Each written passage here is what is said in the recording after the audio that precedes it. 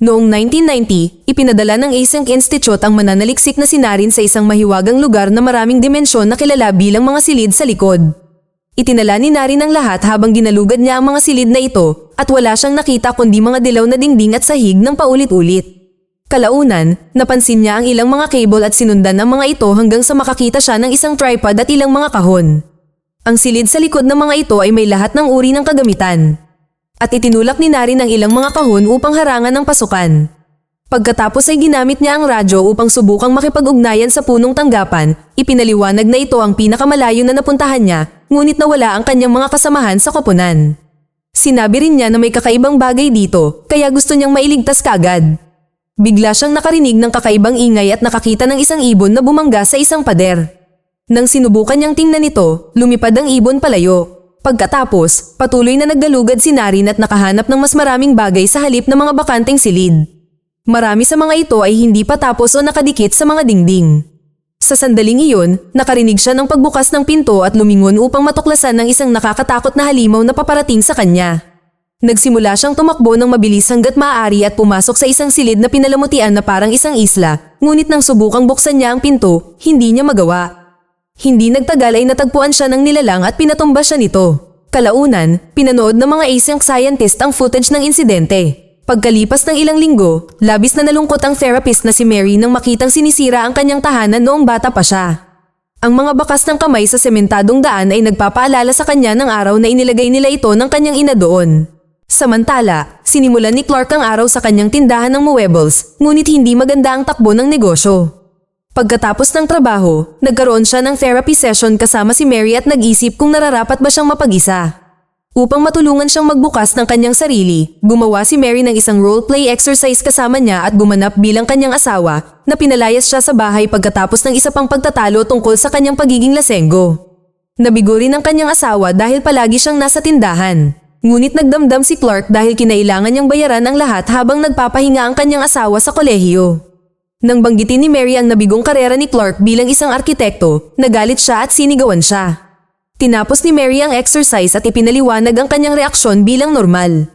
Ang pagsusulit na ito ay upang tulungan siyang matukoy ang mga damdaming iyon upang matutong labanan ang mga ito. Maya-maya, nagbihis si Clark bilang isang pirata upang kunan ng pelikula ang isang patalastas para sa tindahan, na nagpo-promote ng napakalaking benta. Sa kasamaang palad, nang umupo siya sa isang upuan, nabali ang binti nito at siya ay natumba.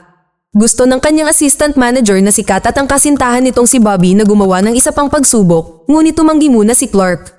Kinahapunan, nagdala si Clark ng isang electrician sa tindahan upang tingnan ang ilang mga problema sa kuryente. Ilang buwan nang may mga ilaw na kumukurap-kurap at pagkawala ng kuryente sa gusali, ngunit ang singil ay nananatiling kakaiba ang taas. Nang suriin ng electrician ng fuse box sa basement, natuklasan nila ang tatlong kakaibang pulang switch na isinusumpa ni Clark na wala roon noon. Pinindot nila ang mga ito ng ilang beses, ngunit walang nangyari. Nang gabing iyon, nanood si Mary ng TV sa bahay at kinailangan niyang tiisin ang ad para sa kanyang sariling therapy tapes. Patuloy din niyang sinulyapan ang bakas ng kamay na semento na kinuha niya mula sa bahay. Kasabay nito, umiinom si Clark at nanunood ng TV sa tindahan kung saan siya nakatira simula nang palayasin siya ng kanyang asawa. Biglang namatay ang TV, kaya sinuri ito ni Clark, ngunit hindi niya mahanap ang naging sanhi. Pagkatapos ay kusang bumukas ang mga ilaw sa tindahan at kumukurap-kurap ng ilang segundo bago ito namatay. Malungkot at bigo, nagmaneho si Clark habang nakikinig sa mga tape ni Mary. Pumunta siya sa kanyang lumang bahay para lang pagmasdan ito. Maya-maya, nag-host si Mary ng isang salo-salo para sa kanyang pamilya, ngunit hindi pa rin niya matanggap ang pagkamatay ng kanyang ina at di nagtagal ay nakaramdam siya ng matinding pagkabalisa. Nagmadali siyang pumunta sa kanyang opisina at uminom ng gamot na itinago niya sa isang kabinet. Kinabukasan, nanood muli ng TV si Clark habang umiinom at nainis sa isang patalastas mula sa kompetisyon. Biglang nag-glitch ang screen at ipinakita sa kanya ang mga silid tulugan ng ilang segundo bago ito namatay. Habang pinipindot ni Clark ang TV nang may pagkadismaya, napansin niya ang pagbukas ng mga ilaw sa basement.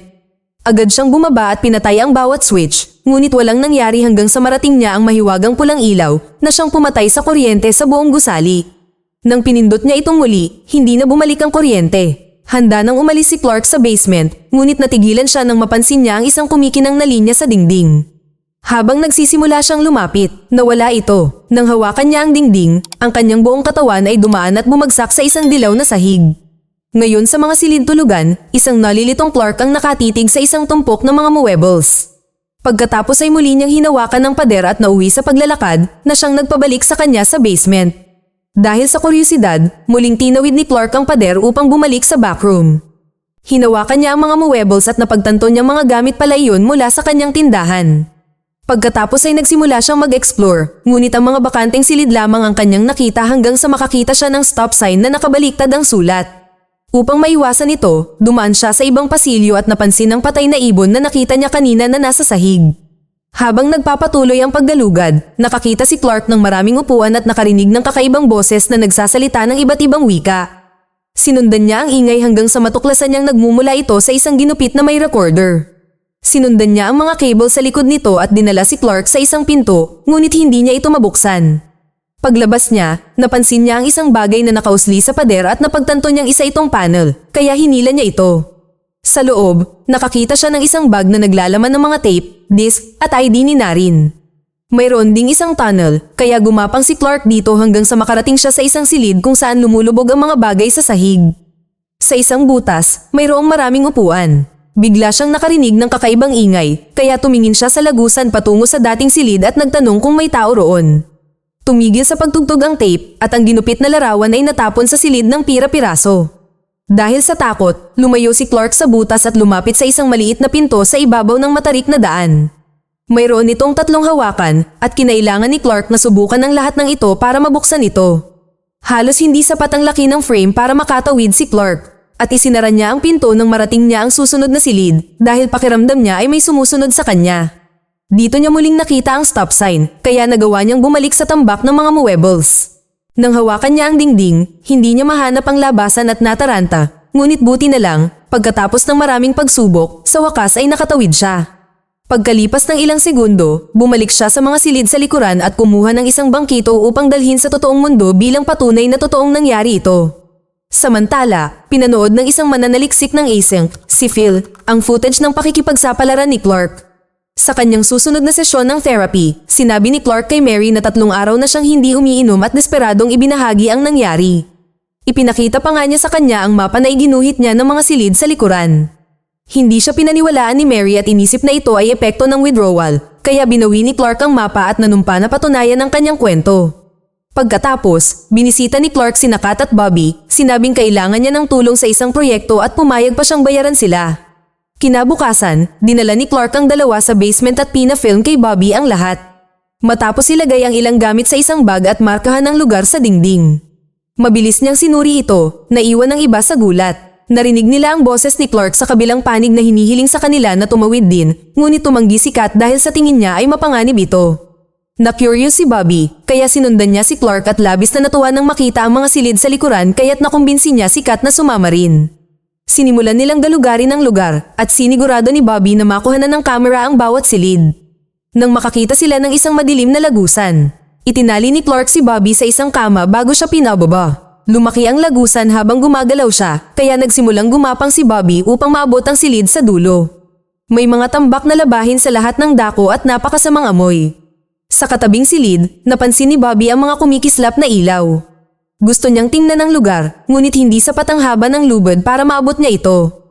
Bigla, isang nakakatakot na nilalang ang lumitaw sa kabilang silid at agad na umakyat si Bobby sa lagusan, sinabihan ng kanyang mga kaibigan na hilahin siya pataas. Nang magkita silang muli, ikinwento niya sa kanila ang kanyang nakita ngunit naantala siya ng lubid na sinusubukang hilahin siya pabalik sa lagusan. Nahuli ni Kat si Bobby at sinubukan ni Clark na tanggalin ang buhol, gayunpaman, patuloy na humihila ang lubid ng may kahangahangang lakas at hindi nagtagal ay hinila si Bobby pababa sa lagusan. Nakarinig sina Clark at Kat ng mga kakilakilabot na tunog at sumisigaw si Bobby doon bago muling humila ang lubid at tumama sa kanila gamit ang kama. Hinila sila nito pababa sa lagusan gamit ang kamera at nasaksihan nila ang pagkawala ni Bobby sa likod ng isang hatch na nag-iwan ng bakas ng dugo sa sahig. Agad na tumakbo si Kat sa madilim na silid upang hanapin ang kanyang kasintahan at narinig ni Clark ang kanyang sigaw bago muling bumukas ang hatch. Tila bumabalik ang nilalang, kaya nakatakas si Clark sa pamamagitan ng pagpasok sa isang butas sa dingding. Dala pa rin ng isang kamera, naglakad-lakad siya sa maraming basurahan hanggang sa makakita siya ng isang bagong butas na ginagamit niya upang lumabas sa isang bagong lugar na puti sa halip na dilaw. Nang makarinig ng mga ingay sa likuran niya, binuksan ni Clark ang isang pinto at natagpuan ang dilaw na silid na may mga tambak ng labada. Tinawag niya si Kat habang naglalakad, napansin ang isa pang silid na may maraming upuan, mga sofa na nakalubog, at isang saklay. Isang pasilyo ang nagdala sa kanya sa isang silid na may mga laruan ng mga bata na sinundan ng ilang mga bakanteng silid. Binuksan ni Clark ang unang pinto na nakita niya at nagmadaling pumasok dito, para lamang makita ang isang Christmas tree na tumutugtog ng musika at napapalibutan ng mga mannequin na lumulubog sa sahig.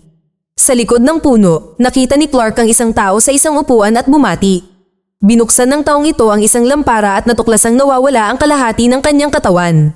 Pagkatapos ay lumitaw ang isang babaeng may kapansanan sa silid at sinundan siya.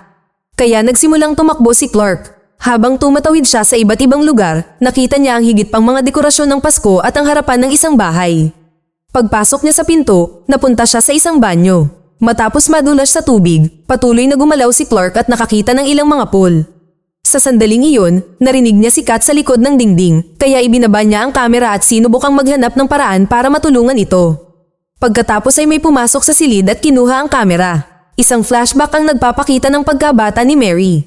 Ang kanyang ina ay may sakit sa pag-iisip, kaya palaging marumi ang bahay, at lahat ng bintana ay natatakpan ng mga dyaryo. Isang araw, sinubukan ng batang si Mary na buksan ang bintana, ngunit nahuli siya ng kanyang ina sa akto at pinagalitan, ipinapaalala sa kanya na huwag lumabas dahil hindi ligtas. Nang biglang sumabog ang pinto, nagising si Mary mula sa panaginip na ito. Tinitigan niya ang bakas ng kamay na semento bago niya narinig ang pagtunog ng kanyang telepono, ngunit hinayaan niya itong sagutin ng answering machine. Nag-iwan si Clark ng mensahe na nagsasabing hindi na siya babalik. Samantala, nanood si Phil ng TV kasama ang kanyang pamilya nang ipalabas sa ad break ang pirate commercial ni Clark. Nabigla si Phil dahil agad niya itong nakilala. Ilang sandali pa, dumating si Mary sa tindahan na walang laman. Maraming sulat sa ilalim ng pinto na nagpapahiwatig na walang tao rito ng ilang araw. Pumasok siya sa loob at tinawagan si Clark ngunit hindi niya ito pinakinggan. Nang mapansin niyang kumukurap-kurap ang mga ilaw sa basement, bumaba siya at naghanap ng isang tabla na may mapa na ipinakita sa kanya ni Clark. Napansin din niya ang mga marka sa dingding at laking gulat niya nang makitang maglaho ang langaw nang dumaan ito rito. Matapos ang ilang pag-aalinlangan, hinawakan ni Mary ang dingding at naglakas loob na tawirin ito. Sa mga silid sa likuran, hindi nakita ni Mary ang mga mowables.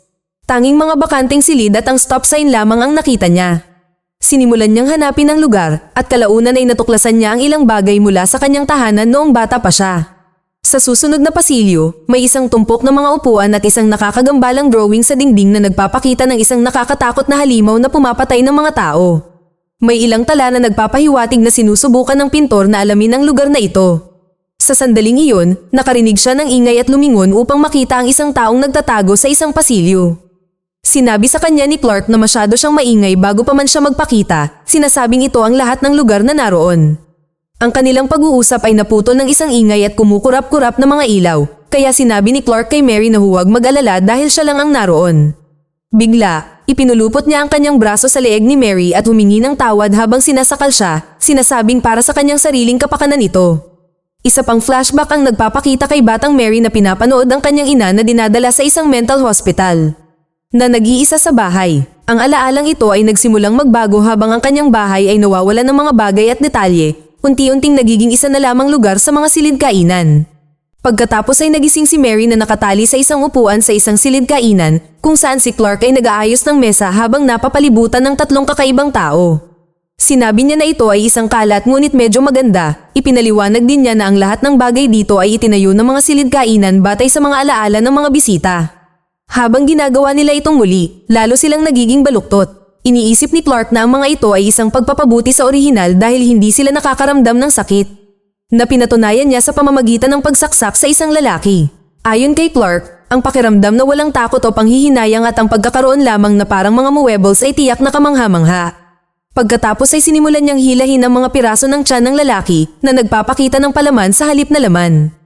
Inihain ni Clark ang mga piraso sa mga plato at sinabing maaari itong kainin bago buksan ang refrigerator upang ipakita ang ulo ni Kat. Isang desperadong Mary ang nagmakaawa kay Clark na palayain siya, na nangangakong tutulungan siya sa anumang kailangan niya. Gusto ni Clark na aminin niya na tama siya, pero gumawa muna siya ng eksena tulad ng sa kanilang roleplay exercise. Nang pinatay niya ang mga ilaw, binuksan ng kakaibang lalaki sa upuan ang kanyang lampara. Matapos bawiin ang kutsilyo sa katawan, ginupit ni Clark ang buhok ng babae at inilagay ito kay Mary bilang piluka para gumanap itong asawa niya. Nagkunwari na ito ang gabing pinalayas siya sa bahay, humingi ng tawad si Clark dahil sa aksidenteng paggising sa kanyang asawa. Nagsimula siya sa pagiging kalmado at matino, ngunit di nagtagal ay nawalan siya ng malay at nagsimulang magreklamo, sinasabing may karapatan siyang uminom ng lahat ng gusto niya dahil ito ang kanyang bahay at siya ang nagbabayad nito, tulad ng pagbabayad niya sa kolehiyo ng kanyang asawa. Sumigaw si Mary na hindi niya ito asawa at hinubad ang piluka, hindi pinansin ang kahilingan niyang manatili sa kanyang karakter. Sinabi niya sa kanya na hindi siya iniwan ng kanyang asawa dahil sa pag-inom o labis na pagtatrabaho, iniwan siya nito dahil hindi niya kailanman inako ang responsibilidad sa kanyang mga ginawa. Palagi niyang sinisisi ang lahat ng kanyang mga problema sa iba at hindi siya matutulungan ni Mary doon. Pagkatapos ng unang pagkabigla, nagsimulang umiyak si Clark at inamin na ayaw niyang magbago. Sa katunayan, gusto niyang manatili rito. Sinabi sa kanya ni Mary na maaari siyang manatili kung gusto niya, ngunit kailangan niya itong bitawan. Kinalas ni Clark si Mary at humingi ng tawad na naging dahilan upang tumakbo ang kakaibang babae sa isang sulok habang sumisigaw ito sa takot. Sa sandaling iyon, lumabas ang nilalang mula sa madilim na silid sa anyo ni Kapitan Clark, ang pirata mula sa patalastas. Tila ito ay isang manifestasyon ng mga nakatagong negatibong emosyon ni Clark. Tulad ng kanyang galit at mga pagkabigo. Sinabi sa kanya ng tunay na Clark na si Mary ay isang kaibigan at napagpasyahan niya na hindi nila kailangang magbago, ngunit binuhat siya ng kapitan at kinagat ang kanyang balikat. Pagkatapos ay sinimulan niya itong ihagis sa buong silid upang pahirapan siya habang ang taong nakaupo ay patuloy na naglalaro sa lampara. Habang umalingaw-ngaw ang mga sigaw ni Clark sa lugar, tumakbo si Mary palayo at pumasok sa isang silid na mukhang kanyang dating kapitbahayan. Nagmadali siyang pumunta sa pinto sa dulo, ngunit hindi ito bumukas. Sa sandaling iyon, lumitaw ang kapitan, kinaladkad ang duguan na katawan ni Clark sa sahig, kaya mabilis na nagtago si Mary sa loob ng isang bahay. Habang tumatakbo mula sa isang silid patungo sa isa pa, naririnig ni Mary ang papalapit na si Kapitan Clark. Sa isang lugar na puno ng mga sopa, kinailangan niyang tumalon sa mga ito upang patuloy na makaabante, ngunit nadulas siya at nasugatan ang kanyang binti. Dahil sa mas mabagal na pagdalaw, nakalapit si Kapitan Clark. Di nagtagal, narating ni Mary ang isang pasilyo at tumalon patungo sa pinto na hindi bumukas.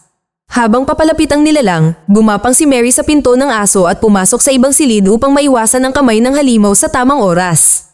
Nang tumingin si Mary sa paligid, natuklasan niyang nakatayo siya sa gilid ng isang atrium. At nakita niya ang iba pang mga silid sa likuran.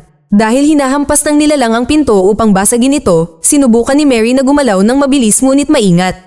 Nagawa niyang gumapang paakyat sa ilang hagdan at binuksan ng isang pinto sa kisame na natanggal at nahulog sa kailaliman. Ang pagdaan sa nagresultang butas ay nagdala kay Mary sa isang magandang silid na may mga muebles ng tindahan. Dito ay umakyat siya ng mas maraming hagdan at narating ang isang bukas na lugar na nagpaisip sa kanya na ito ay isang depektibong kopya ng tindahan. Nagmadali siyang pumunta sa pinto palabas ngunit nalaman niyang may nakaharang dito. Sa sandaling iyon, dumating si Kapitan Clark, kaya gumamit si Mary ng isang lalagyan ng damit para baliin ang kanyang paa na gawa sa kahoy para bumagsak ito. Pagkatapos ay sinubukan niyang tumakas ngunit hindi sinasadyang nabangga niya ang ginupit na bahagi na nag-activate ng alarma at naging sanhi ng pagpuno ng mga fire extinguisher sa silid. Patuloy na tumatakbo si Mary, ngunit sa kasamaang palad ay agad siyang nawalan ng malay dahil ang hamog ay talagang gas na pampatulog. May biglang nagpagising sa kanya at natakot siya nang matuklasan niyang gumagapang si Kapitan Clark. Hinarangan ni Mary ang mukha nito gamit ang isang kamay habang ang isa naman ay hinuhugot ang bakas ng kamay na semento mula sa kanyang bulsa. Pagkatapos ay ginamit niya ito upang paulit-ulit na hampasin ang halimaw sa ulo hanggang sa ito ay mabasag. Pagkatapos, napatakbo si Mary sa isang napakakipot na daanan sa pader kung saan hindi siya maabot ni Kapitan Clark. Tumakbo siya sa susunod na pinto ngunit natamban ng gas ng mga ASEAN worker na nakasuot ng hazmat suit. Lumingon si Mary ngunit hindi niya nakita ang halimaw sa daanan bago siya bumagsak. Kinaladkad siya ng mga lalaki palabas ng silid at inihulog sa harap ng isang grupo ng mga siyentipiko. Maya-maya, naskan ang katawan ni Mary. Habang ginagabayan siya ng mga lalaki sa kanilang pasilidad, natuklasan niya na nakuha na rin nila ang katawan ng halimaw. Sa likod ng isang pinto, maraming kopya ng ginupit na larawan. Kalaunan, naiwan siyang mag-isa kasama si Phil na nagtanong sa kanya ng maraming tanong. Kinumpirma ni Mary na natagpuan niya ang mga silid sa tindahan ng muebles ngunit tumangging magsalita pa nang ipakita sa kanya ni Phil ang screenshot ng footage kasama si Clark at ang nasensor na nilalang. Pagkatapos ay ipinaliwanag ni Phil na ang kanyang kumpanya ay dating gumagawa ng mga MRI machine hanggang sa matagpuan nila ang mga silid sa likuran. Ngayon ay ginugugol niya ang kanyang mga araw sa pagsasaliksik at paggawa ng mapa. Gusto niyang ibahagi ni Mary ang kanyang karanasan, ngunit humiwalay siya upang tumigil sa pakikinig sa kanya. Ipinapakita ng iba't ibang mga kuha ng silid sa likuran ang lahat ng mga silid, kabilang ang isa na may mga therapy tape ni Mary at isa pa na puno ng nawawalang mga poster para kina Kat at Bobby. Kalaunan, nabunyag na si Mary ay talagang naroon, natigilan sa kanyang upuan habang ang kanyang katawan ay unti-unting nagbabago. Mag-subscribe para sa higit pang mga video na tulad nito, i-on ang notification at mag-iwan ng like para matulungan ang aming channel. Salamat sa panunood.